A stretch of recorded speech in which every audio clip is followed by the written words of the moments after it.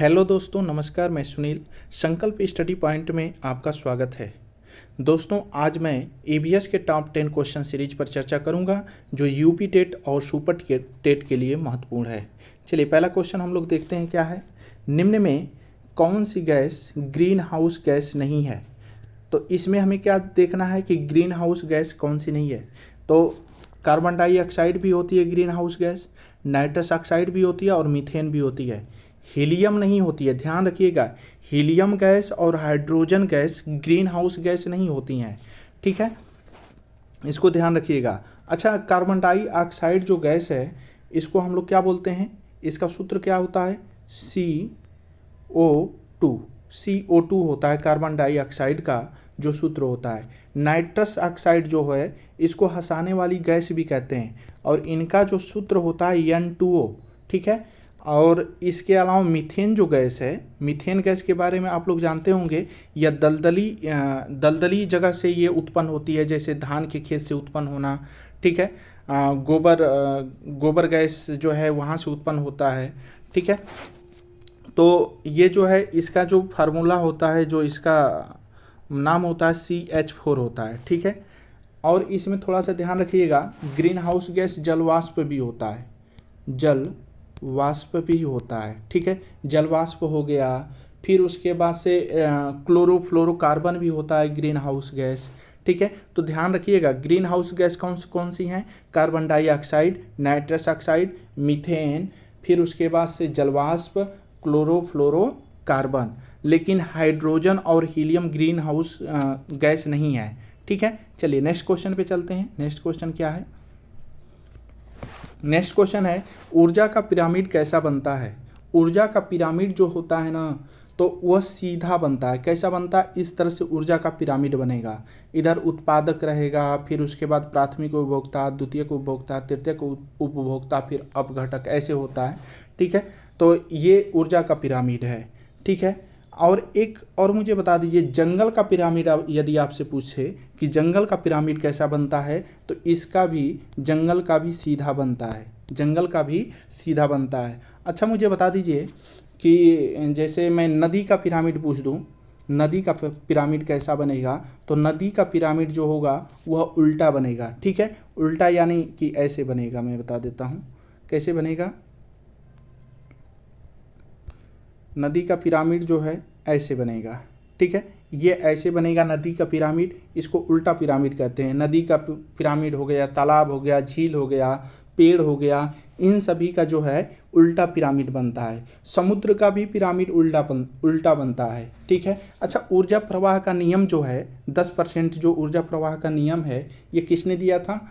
तो ये दिए थे लिंडेमान ने 10% ऊर्जा प्रवाह नियम 1942 ईस्वी में दिए थे, ठीक है। तो ध्यान रखिएगा। चलिए नेक्स्ट क्वेश्चन पे चलते हैं। नेक्स्ट क्वेश्चन क्या है? ध्वनि प्रदूषण का मापन इकाई है किसका? ध्वनि प्रदूषण का, यानी कि ध्वनि को हम किस में मापते हैं? तो इसका सही जवाब हो जाएगा डेसिबल में। किस में मापते हैं? डेसिबल में, ठीक है। तो अच्छा, एक बात बताइए, जूल किसका मापन इकाई है? जूल किसका है? ऊर्जा और कार्य का भी जूल होता है, ऊर्जा का भी होता है। न्यूटन किसका है? न्यूटन बल का है। न्यूटन किसका है? बल का। और पार्सेक किसका है? पार्सेक दूरी का है। पार्सेक किसका है? दूरी का। पार्सेक हो गया, प्रकाश वर्ष हो गया, ये सब किसके हैं? दूरी के, ठीक है। चलिए नेक्स्ट क्वेश्चन पे चलते हैं। नेक्स्ट क्वेश्चन क्या दिया हुआ है? नेक्स्ट क्वेश्चन है, जैव विविधता दिवस कब मनाया जाता है? तो जैव विविधता दिवस दोस्तों ना, ये 22 मई को मनाया जाता है। कब मनाया जाता है? 22 मई को, ठीक है। और 22 अप्रैल को क्या मनाया जाता है? 22 अप्रैल को बताइए तो। 22 अप्रैल को क्या मनाया जाता है? 22 अप्रैल को पृथ्वी दिवस मनाया जाता है। क्या मनाया जाता है? पृथ्वी दिवस। और 22 मार्च को क्या मनाया जाता है? जल दिवस। ये सब विश्व पृथ्वी दिवस और विश्व जल दिवस 22 मार्च को, ठीक है। अच्छा, 5 जून को क्या मनाया जाता है? 5 जून को क्या मनाया जाता है बताइए तो? विश्व पर्यावरण दिवस मनाया जाता है। क्या मनाया जाता है? पर्यावरण। अच्छा, एक चीज़ और ध्यान रखिएगा, 23 मार्च को एक मनाया जाता है, 23 मार्च को विश्व मौसम दिवस। क्या मनाया जाता है? विश्व मौसम दिवस 23 मार्च को मनाया जाता है। अच्छा 16 सितंबर जो है, 16 सितंबर को क्या मनाया जाता है बताइए? तो 16 सितंबर को जो मनाया जाता है वह ओजोन परत दिवस मनाया जाता है। क्या मनाया जाता है? ओजोन परत दिवस मनाया जाता है। ठीक है, चलिए नेक्स्ट क्वेश्चन पे चलते हैं। नेक्स्ट क्वेश्चन क्या है? दिया है निम्न में कौन सा राज्य कर्क रेखा पर नहीं स्थित है? तो चलिए इसमें 5 ऑप्शन है, 5 ऑप्शन में आपको छांटना है। ठीक है, तो एक एमपी हो गया, छत्तीसगढ़, मिजोरम, त्रिपुरा और बिहार। इसमें से कौन सा ऐसा राज्य है जिसे कर्क रेखा नहीं गुजरती है? वैसे आप लोग जानते होंगे कि यह क्या है। यह एक पृथ्वी का ये गोलार्ध है। क्या है? पृथ्वी का गोलार्ध है। इसको जो यह बीच में से रेखा काटती है ना, तो इसको बोलते हैं मध्य रेखा। और इसके ऊपर जो ये 23.5 डिग्री पे जो काटती है, इसको बोलते हैं कर्क रेखा। और इसके नीचे ये जो 23.5 डिग्री पे काटती है ना, इसको बोलते हैं, क्या बोलते हैं? मकर रेखा। ठीक है, ये मध्य रेखा, कर्क रेखा और ये क्या है? मकर रेखा। तो यहीं पे जो है भारत स्थित है। यहाँ पे 23.5 डिग्री ऊपर जो ये कर्क रेखा जो है भारत को जो है बीचों बीच से काटती है। तो भारत के कितने राज्य से काटती है? 8 राज्य से। कितने राज्य से? 8 राज्य से। तो वह 8 राज्य का मैं नाम बता देता हूँ, क्रम से मैं बता रहा हूँ, ध्यान रखिएगा। सबसे पहले वह राजस्थान को काटती है, फिर उसके बाद किसको? गुजरात को, फिर उसके बाद एमपी को, किसको? एमपी को, फिर उसके बाद छत्तीसगढ़, फिर उसके बाद झारखंड, पश्चिम बंगाल, त्रिपुरा, मिजोरम। ये 8 राज्य जो हैं जो कर्क रेखा काटती हैं, इन 8 राज्यों को, लेकिन बिहार को नहीं काटती है। तो इसका सही जवाब क्या हो जाएगा? बिहार। ठीक है, यानी एमपी, छत्तीसगढ़, त्रिपुरा, मिजोरम ये सभी को क्या करती है? कर्क रेखा काटती है, लेकिन बिहार को नहीं काटती है। तो इसका सही जवाब क्या हो जाएगा? बिहार। ठीक है, चलिए नेक्स्ट क्वेश्चन पे चलते हैं। इसमें क्या दिया हुआ है कि निम्न में जलियांवाला बाग हत्याकांड हुआ था। जलियांवाला बाग हत्याकांड कब हुआ था? तो क्या 16 अक्टूबर 1905 में, या 9 जनवरी 1905 में, या 13 अप्रैल 1905 में, या 5 फरवरी 1905 में? तो इसका सही जवाब क्या हो जाएगा? इसका सही जवाब क्या होगा बताइए तो ज़रा। इसका जवाब होगा 13 अप्रैल 1919। 13 अप्रैल 1919 इसका जवाब ये है। ठीक है, तो जलियांवाला बाग हत्याकांड जो हुआ था ना, वह कहाँ हुआ था? अमृतसर में। कहाँ हुआ था? अमृतसर में। और इसकी जांच के लिए हंटर आयोग का गठन किया गया था।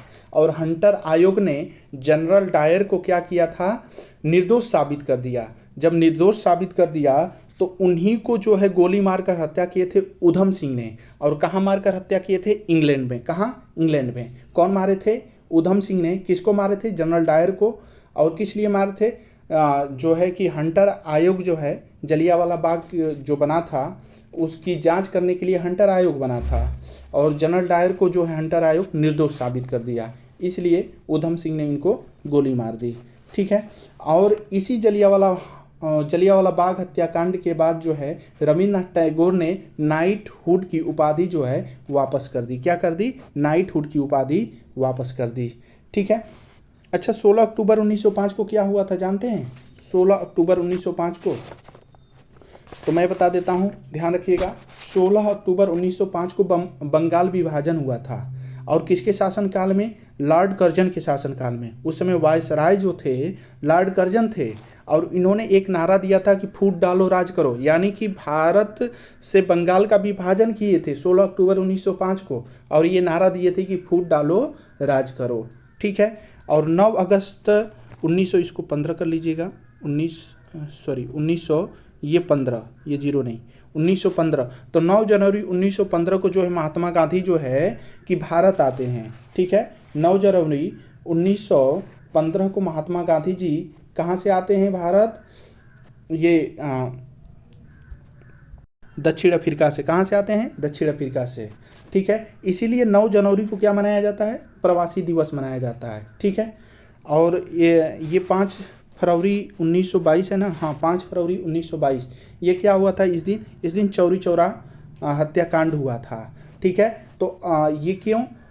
इसी दिन जो है कि असहयोग आंदोलन समाप्त हुआ था। ठीक है, तो चौरी चौरा हत्याकांड 5 फरवरी 1922 को हुआ था। इसी के कारण जो है असहयोग आंदोलन समाप्त हो गया। और इसी में जो है केसर-ए-हिंद की उपाधि जो है वापस कर दी गई। चलिए नेक्स्ट क्वेश्चन पे चलते हैं। नेक्स्ट क्वेश्चन क्या दिया हुआ है? नेक्स्ट क्वेश्चन ये दिया है, विटामिन डी का रासायनिक नाम क्या है? विटामिन डी का रासायनिक नाम क्या है? तो बताएंगे क्या? विटामिन डी का रासायनिक नाम क्या है? बताइए तो मुझे ज़रा, विटामिन डी का रासायनिक नाम। तो विटामिन डी का रासायनिक नाम जो है वह कैल्सीफेरॉल है। क्या है? कैल्सीफेरॉल।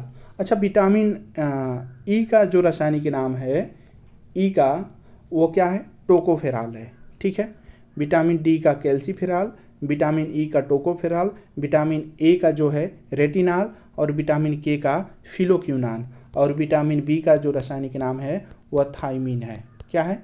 थायमीन है। ठीक है, ध्यान रखिएगा। अच्छा, मुझे बता दीजिए, रेटिनॉल जो है, रेटिनॉल जो होता है वो विटामिन ए का रासायनिक नाम होता है। इससे कौन सा रोग होता है? रतौंधी होता है। और विटामिन ए किस में पाया जाता है? गाजर में। ठीक है, विटामिन बी से कौन सा रोग होता है? बेरी।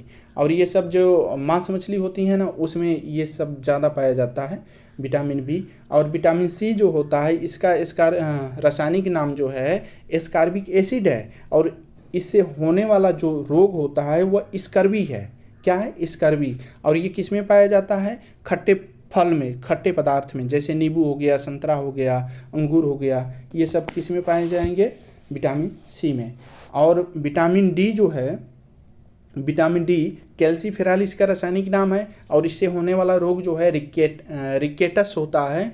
और यह कहाँ से प्राप्त होता है? सूर्य की ऊर्जा से। ठीक है, कहाँ से? सूर्य की ऊर्जा से, और दूध से भी कुछ प्राप्त होता है। ठीक है, और विटामिन ई का रासायनिक नाम क्या है? टोकोफेरॉल। और इससे होने वाला रोग जो होता है वो प्रजनन क्षमता में कमी होता है।